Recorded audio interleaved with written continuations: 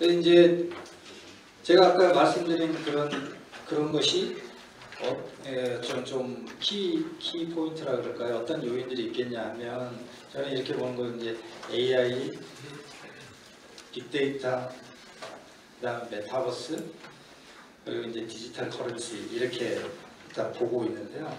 AI와 관련해서는 뭐 이건 이제 이 기술적인 거라고 볼 수 있습니다. 기술적이라고 볼 수 있는데 지금 이 AI 기술을 활용해가지고 이게 이제 빅데이터를 분석해낼 수 있는 툴이라고 볼 수도 있지 않습니까? 이제 각 은행들이 이런 이제 업무들을 이미 뭐 많이 하고 있습니다. 뭐 상담도 해주고 대출 심사 관련해서 신용평가도 하고 사기 탐지 이게 이제 카드를 사용하면 이 사람이 어떤 소비 패턴, 위치 이런 걸 다 파악해가지고 이건 아닌 것 같은데 이런 거 굉장히 이제 이 중에서는 가장 효과성이 지금 높은 걸로 제가 이제 보여주고 있고요. 그 다음에 이제 그 AI 알고리즘 활용해서 실제 이렇게 운용도 하고 이렇게 쭉 하지 않습니까? 그러니까 금융회사가 AI를 활용해가지고 할 수 있는 일들이 굉장히 많습니다. 지금 아주 초보적이라고 볼 수 있어요. 이게 챗봇 같은 경우도 대화를 한 10번 정도만 해보시면은 그 다음에 뭐 엉뚱한 이야기 아마 나올 거예요. 10번까지도 안 갈 수도 있고. 근데 그건 왜 그러냐면은 결국은 AI라는 것이 많은 건 아니잖아요. 이게 많은 양의 데이터를 넣어주고 그걸 학습을 시켜가지고 기계가 학습해서 자기가 마치 사람인 양 대화를 거기에 대한 답변을 또는 질문을 이렇게 해줄 수 있잖아요.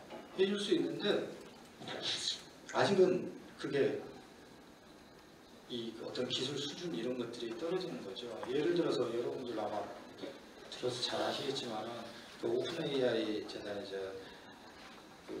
거기서 나오는 그 GTP 시리즈 있잖아요. GTP3까지 나오는데 그거 뭐 거의 뭐 소설을 이렇게 쓸 수 있을 정도까지 갈 거다 뭐 이렇게 보여지고 지금 LG에서는 뭐 그거 이상의 이런 이제 대화를 할 수 있는 그 AI 기술을 활용해서 할 수 있는 뭐 이런 것도 만들고 뭐 그렇게 했다고 하지 않습니까?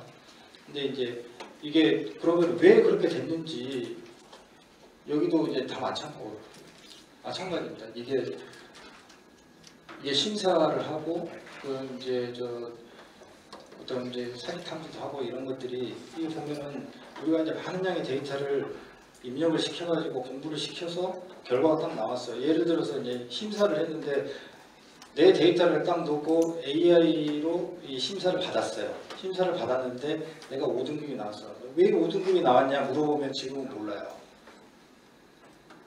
왜 모르냐면은 인풋하고 아웃풋이 있는데 그 안에 AI가 자기가 학습한 내용 가지고 어떻게 했는지에 대한 설명을 못합니다.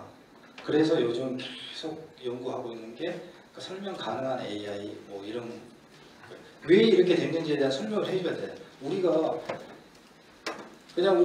가지고 있는 개인 신용평가 모형 돌려가지고 심사를 딱 하면은 결과가 5등급 딱 나오는데 왜 이래요 하면은 잘 안 가르쳐 주죠. 근데 왜 그런지 우리는 알고 있어요. 이 사람이 연체가 있었고 무슨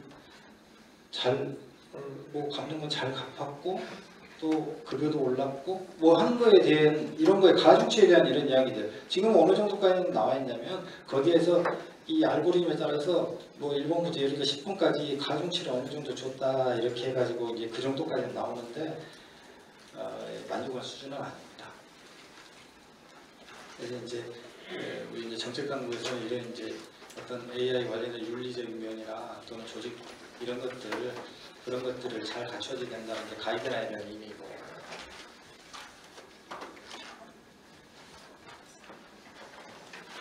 금융회사들한테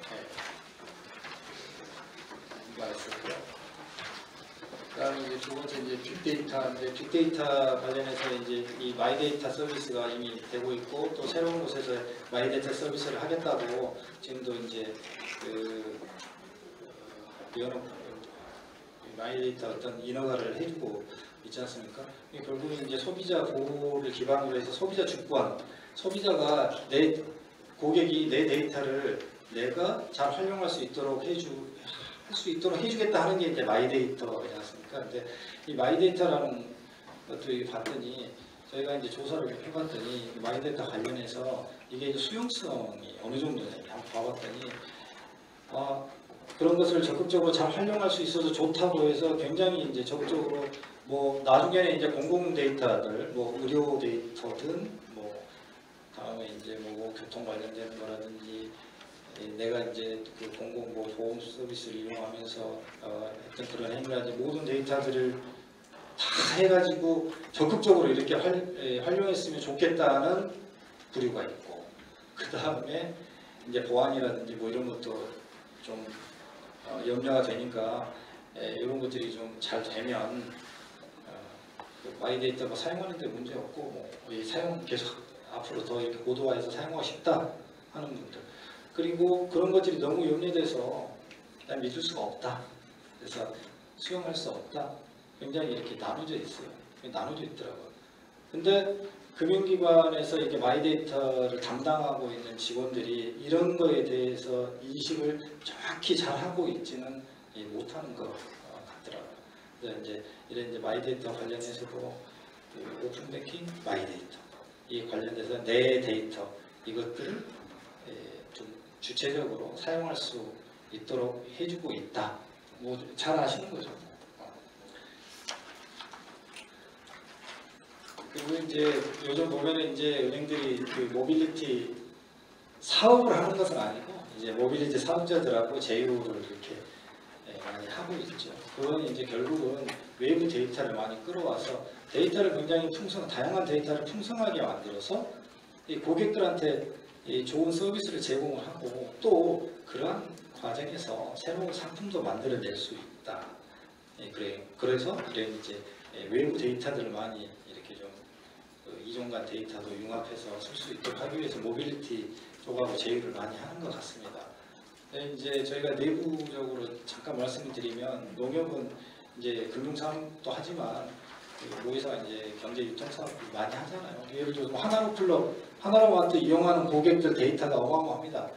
지금 이제 앞으로는 데이터 싸움이잖아요. 디지털이라는 게 곧 데이터고 데이터는 곧 돈이잖아요. 그러면 이런 것은 저희가 이제 내부적으로 연구를 하고 있는데 굉장히 파워풀할 것이다. 그렇게 보고 있습니다. 다른 어떤 금융회사들보다도 굉장히 많은 데이터를 보유를 하고 있고 또 이걸 가지고 고객한테 굉장히 많은 다양한 서비스를 제공을 해줄 수 있을 것이다. 이렇게 생각을 하고 연구를 진행을 하고 있습니다. 아까 이제 말씀드린 이제 데이터가 곧 돈이죠. 그리고 이제 이 메타버스는 뭐 너무 많이 나와가지고 메타버스 설명 안 드려도 사실은 될 것 같아요. 근데 이제 메타버스 보면은 보통 이제 이렇게 설명을 하지 않습니까? 이렇게 설명을 하는데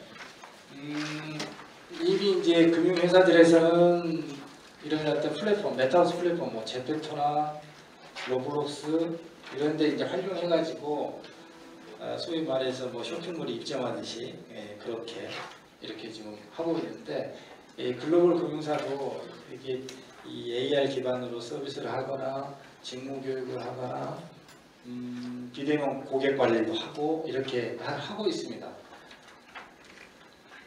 이게 결국은 이게 뭐냐면 메타버스 이렇게 봐야 될까요? 로블록스처럼 이 게임 플랫폼형 메타버스 그리고 우리가 여기 아까 제페토나 그 로블록스에 이제 금융사들이 입점해가지고 하는 것들은 뭔가 이렇게 홍보하기 위해서 VR이나 AR을 활용해가지고 그렇게 그냥 어떤 홍보용 메타버스라고 해야 될까? 이런 게 있을 수 있고 그리고 회의 많이 한다고 그랬잖아요. 그러니까 회의체를 위해서 그러니까 내부 직원들의 회의를 위한 메타버스 뭐 그런 것이지 않을까 싶어요. 그리고 이제 이게 지금 처음에 이제 모두에서 말씀드렸듯이 이제 이런 모습의 이제 가상 점포를 운영을 하게 될 텐데 저는 이제 두 가지 유형으로 보는 거거든요. 하나는 은행이 아까 말씀드린 이라고 했지 않습니까? 메타버스형 플랫폼을 갖춰서 은행이 메타버스를 플랫폼으로 운영을 하는 방법이 하나가 있고요. 두 번째는 제페토나 로블록스처럼 메타버스 플랫폼에 일부로 입점을 해서 거기에서 은행 업무, 옴니버스 채널 중에 하나로 운영을 할 수 있는 방법, 저는 크게 두 가지가 있다고 보여지고요. 이게 이제 기술도 발달하고 또 초연결이 되고 이렇게 되면 그러한 각각의 메타버스들이 우리 멀티버스라 그러지 않습니까? 그 전체적으로 하나로 정부에서는 합쳐지는 뭔가 게이트웨이가 있을 거다. 그렇게 일단 그 부분은 제가 상상을 하고 있고요. 여기 이제 아까 그 미러 이미지 뭐 이런 이야기했는데 결국 뭐 이런 원래 있었어요. 디지털 트윈이라는 이 개념이 먼저 있어가지고 기존에 이 현실에 있는 것을 그대로 그 디지털화한 거예요. 이렇게 시뮬레이션 해보기 위해서. 그러니까 크게 보면은 무슨 스마트 시티를 만드는데 굉장히 많은 공력이 들어가야 되지 않습니까? 그러면 그걸 하기 위해서 그냥 그 설계도 우리가 뭐 입체 설계도 뭐 이렇게 이런 게 필요하잖아요. 그런데 그게 그 설계도대로 된다고 해서 제대로 운영이 될 거냐 하는 것은 또 다 차후의 문제잖아요. 그러니까 이게 디지털 트윈이라는 이런 시스템을 활용해 가지고 똑같이 만들어 놓고 거기에서 여러 가지를 시뮬레이션 해볼 수 있는 거죠. 그래서 현실 세계하고 가상 세계, 이 메타버스하고 중간에 이런 디지털 트윈 이걸 활용을 해서 금융도 시뮬레이션 해볼 수 있겠다 이렇게 생각이 들고요.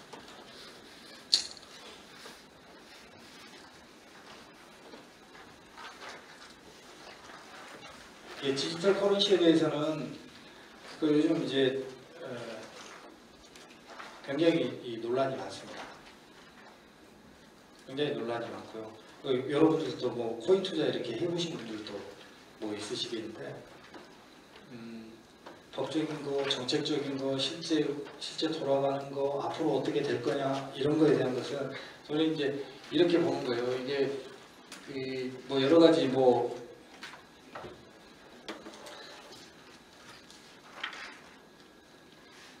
있지만 결국은 이런 거죠. 우리가 그 블록체인 기술을 활용해 가지고 비트코인이라는 가상화폐가 이렇게 나온 게 결국 중앙 집중적인 곳에서 탈중앙화하고 싶어하는 게 굉장히 강하다. 그러니까 그런 어떤 대기형 개념 자체가 굉장히 강하다 이렇게 보여지고요. 국가나 기존의 어떤 이 권한을 가지고 힘을 가지고 있던 곳에서는 이런 것들을 자꾸 내 수중에 놓고 싶다, 내 산하에 놓고 싶다 이런 게 굉장히 강한 거죠. 이런 것이 앞으로도 계속 충돌할 거다 이렇게 보여집니다. 그래서 그 뭐 자료에 있습니다만은 중앙은행에서 CBDC를 연구하고 그것을 적용시키려고 하는 거죠. 그런데 과연 그러면 CBDC가 나온다고 그래서 가상화폐가 다 없어질 것이냐? 제가 아까 말씀드린 대로 그런 어떤 그 정부 주도의 이 화폐, 힘, 가상 자산, 그 자산과 제도화되는 거죠. 비제도화된 자유도가 훨씬 높은 그런 어떤 뭐 국가는 아니지만 경제를 꿈꾸는 이런 곳과의 이 힘겨루기가 앞으로도 계속 이어질 것이다. 그렇기 때문에 가상자산과 관련된 이런 생태계는 이렇게 분화도 하고 변화도 하고 뭐 두터워지기도 하고 하겠지만 저는 이제 개인적으로 이제 없어지지는 않을 것이다. 다른 방식으로 발전할 거다. 이렇게 생각을 하고 있습니다. 이제 CBDC 잠깐 이제 토큰 이코노미 잠깐 예를 들어서 하나 설명드리면요. 인도네시아에 보면은요 하라라는 그 프로젝트가 있어요. 2016년부터인가 그게 진행인데 뭐냐면 토큰 이코노미를 한 거예요. 토큰하고 이 가상화폐하고는 조금 다르잖아요. 근데 그게 이제 사용할 수 있는 공간이 제한적이냐 좀 그렇지 않냐 이런 차이가 있을 뿐이지 그게 이제 소위 말해서 암호화폐라고 봤을 때 이제 같다고 이제 보여지는데요. 그건 뭐냐면은 워낙 그 인도네시아가 이렇게 못 살잖아요. 못 살고 또 농업 위주고 서울이 이루어져서 또 금융이나 이런 걸 좀 이용하기가 쉽지도 않고, 그래서 이게 이제 그 토큰을 만든 거예요. 가상화폐를 만들고, 그 다음에 이제 이 가상화폐를 중심으로 해가지고 농업과 관련되는 생산, 재배, 유통, 농업과 관련된 모든 데이터를 농민들이 휴대폰을 활용해 가지고 다 입력하도록 해요. 그러면 그게 그 입력한 그 데이터를 농민들이 파는 거예요. 그래서 하라 토큰을 받아요. 예, 가상화폐를 받습니다. 그러면 농민들은 돈 되잖아요. 이거 가지고 뭐 하냐? 살 수 있는 것들이 많이 있죠. 우리가 뭐 포인트 가지고 어디 가서 뭐 살 수 있도록 되어 있는 이제 그런 생태계가 구성이 되어 있습니다. 그럼 이 데이터를 구매하는 쪽은 어느 쪽이냐? 그러면 농약회사도 되고 비료회사, 그 다음에 은행, 뭐 이런 구매자들이 있어요. 그러면 이 사람들은 어떻게 하냐? 하라 토큰을 주고 그 데이터를 사가요. 그러면은 원초적으로 뭡니까? 돈이 여기에 어떤 파운데이션에 돈이 들어와야 되잖아요. 돈 들어옵니다. 그래서 우리가 왜 이 가상화폐 발행하면은 이 백서에 보면 누구한테 뭐 얼마 팔고 얼마 여기 쭉 돼 있잖아요.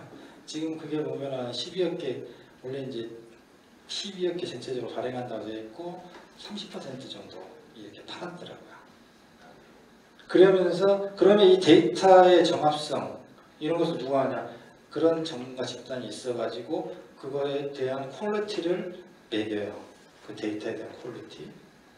그러면서 그 사람들은 그것을 그런 어떤 자기 지식을 제공했으니까 하나 토큰을 받아요. 그리고 이쪽에서는 그 데이터를 가공을 해줘요. 팔 수 있도록. 그래서 이제 그런 생태계가 구성이 되어 있습니다. 이게 토큰 이코노미 맞죠?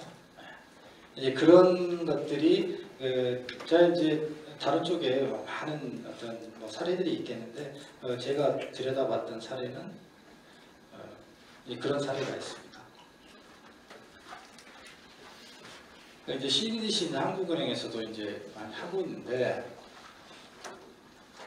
뭐 60개국 이상에서 지금 연구 지금 진행을 하고 있고, 뭐 중국은 뭐 CBDC 적용해가지고 이렇게 한다고 그러는데, CBDC는 크게 보면 4가지 유형으로 제가 생각을 하고 있는데요.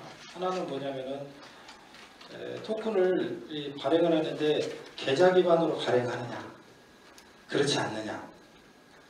그건 뭐냐면은 은행을 뒤에다가 붙여서 CBDC를 발행을 하느냐, 은행 필요 없이 전자지갑만 있으면은 발행할 수 있느냐, 그 2가지 유형이고요. 그 다음에 이 화폐를 발행을 해가지고 그게 이제 유통이 되면 원장이 있어야 되잖아요. 그 원장이 분산 원장이냐, 블록체인 기술로 하면 분산 원장이냐, 그렇지 않고 단일 원장이냐, 이런 거죠. 저는 이제 크게 이렇게 4가지 유형으로 보고 있는데, 결국 이제 CBDC 활용은 되겠지만 갈 길은 멀다. 중국이 이렇게 하고 있는 것 같지만 실제 그 계좌 기반으로 되어 있고, 그 다음에 이게 사용하는 망 자체도 원래 저 알리페이나 위챗페이 같이 그렇게 이제 거기에다가 얹어가지고 이제 이 CBDC를 유통을 하고 있기 때문에 그 완전한 형태의 CBDC라고 보기는 어렵다. 그리고 거기에서도 이제 기술적으로도 지금 그 거래를 처리하는 양이 1초에 한 10,000번 정도밖에 안 돼요. 10,000회 정도밖에 할 수가 없죠. 어마어마한 거래량이 생길 텐데, 그러니까 아직은 갈 길이 멀다. 지금 이제 해밀턴 프로젝트라고 그 보스턴 연준하고 MIT에서 공동으로 이런 이제 기술적인 부분을 이제 향상시키기 위해서 그 프로젝트를 진행을 하고 있는데, 거기 목표는 1초에 뭐 17만 회에서 170만 회 정도까지 이렇게 할 수 있도록 거래량을 처리할 수 있도록 하는 이제 그런 연구를 진행을 하고 있습니다. 그래서 이런 부분도 이게 CBDC가 나왔다 그래서 그런 어떤 이 자산, 화폐 이런 것들이 다 쓸려서 없어질 그냥 그럴 것 같지는 않다 이렇게 보고 있고요.